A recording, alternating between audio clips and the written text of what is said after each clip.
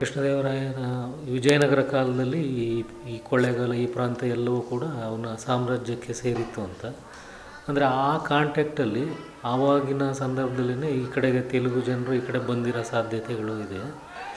ಮತ್ತು ಅವರು ಬಂದ ನಂತರದಲ್ಲಿ ಇಲ್ಲಿ ಇದು ಡೆವಲಪ್ ಆಗಿದೆ ಅಂತ ಅನ್ನಿಸ್ತದೆ. ಅಂದರೆ ಯಾಕೆ ಅಂತಂದರೆ ಇವತ್ತಿಗೂ ಬಹುಪಾಲು ಕೊಳ್ಳೇಗಾಲದ ಟೌನಲ್ಲಿ ದೇವಾಂಗದ ತೆಲುಗು ಜನರು ಇದನ್ನು ಪ್ರಾಕ್ಟೀಸ್ ಮಾಡ್ತಾಯಿದ್ದಾರೆ ಅಂತ.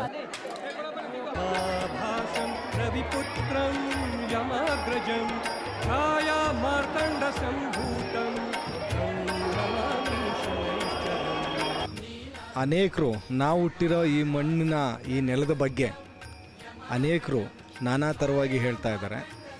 ನಾನು ಸಹ ಚಿಕ್ಕ ವಯಸ್ಸಿನಲ್ಲಿ ಈ ಮೋಡಿಯ ಬಗ್ಗೆ ನಾನು ನೋಡಿದ್ದೇನೆ. ಆದರೆ ಅದು ಎಷ್ಟು ಸತ್ಯ ಅನ್ನೋದ್ರ ಬಗ್ಗೆ ಇನ್ನು ನಾವು ಕೂಡ ಆಸಕ್ತಿಯಿಂದ ಇದ್ರ ಬಗ್ಗೆ ಅಧ್ಯಯನ ಮಾಡಬೇಕಾಗ್ತದೆ.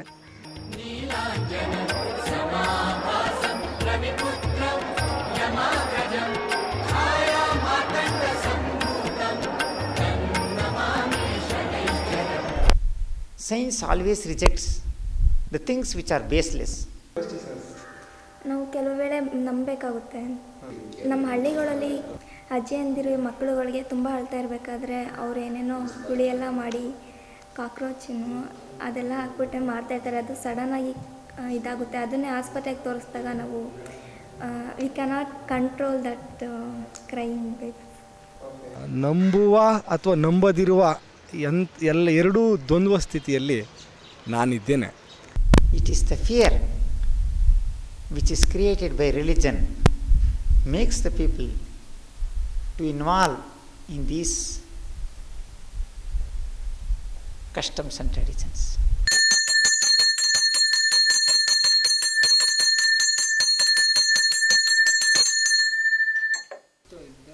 ದೇವ್ರು ನಮಗೆ ಮಕ್ಕಳಿರ್ನಿಲ್ಲ, ನಮಗೂ ಮದುವೆಯಾಗಿ 10 ವರ್ಷ ಆವಾಗ ಸೊಪ್ಪಂದೊಳಗೆ ಹೇಳಿ ಕಾಡೊಳಗೆ ಈ ದೇವರು ಇದ್ದಿದ್ದು. ಕಾಡೊಳಗೆ ಇದ್ದದನ್ನ ನಾವು ಬಂದು ಸೊಪ್ಪಂದೊಳಗೆ ಹೇಳ್ತಲ್ಲ ಅವ್ರು ನೋಡಿದಾಗ ನಮಗೆ ಲಿಂಗ ಸಿಕ್ತು. ಆ ಲಿಂಗ ಎತ್ಕೊಂಡು ಮನೇಲಿ ಪೂಜೆ ಮಾಡಿದಾಗ ನಮಗೆ ಸಂತಾನ ಭಾಗ್ಯ ಆಯಿತು. 9 ಗ್ರಹಗಳಲ್ಲಿ ಯಾವ ಗ್ರಹ ಆತನಿಗೆ ಆ ಕೆಟ್ಟ ಟೈಮ್ನಲ್ಲಿ ಆ ಕೆಟ್ಟ ಇದರಲ್ಲಿ ಆತನಿಗೆ ಇದೆಯೋ ಆವಾಗ ಅವ ಏನೇ ಒಂದು ಒಳ್ಳೇದಾಗಬೇಕು ಅಂದರೂ ಕೂಡ ಆ ಒಳ್ಳೇದಕ್ಕೆ ಅವನ್ನ ಮುಂದಕ್ಕೆ ಕಾಲಿಡೋಕ್ಕೆ ಬಿಡಲ್ಲ.